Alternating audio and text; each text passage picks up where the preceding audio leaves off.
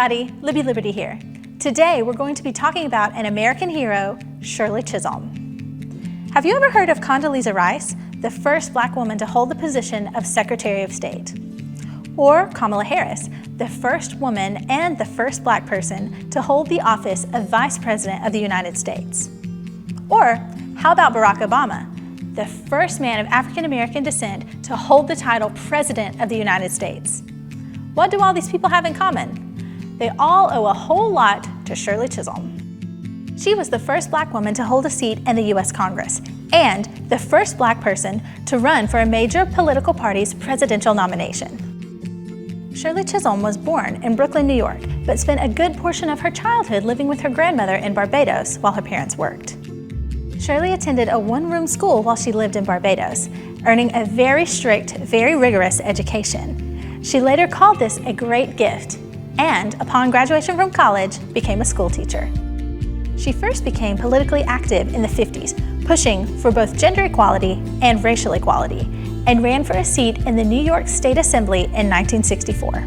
When she ran for U.S. House of Representatives in 1968, her campaign slogan was "Unbought and Unbossed," and she was known to roll through her district in a sound truck announcing, "Ladies and gentlemen, this is Fighting Shirley Chisholm coming through."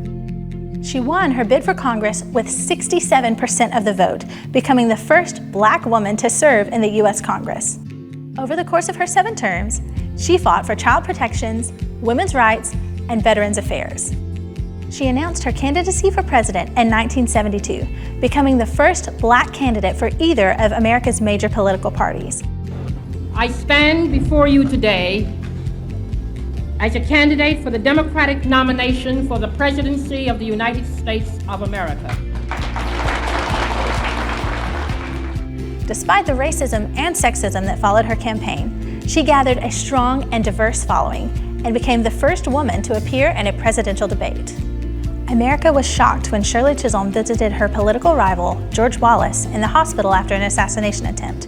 George Wallace was known for the racist policies he enacted as governor of Alabama. She didn't win the presidential race, but she paved the way for Americans to be able to run for public office, no matter their race or gender. She later said in an interview, "I want history to remember me, not as the first Black woman to have made a bid for the presidency of the United States, but as a Black woman who lived in the 20th century and who dared to be herself. I want to be remembered as a catalyst for change in America." So, you think about it.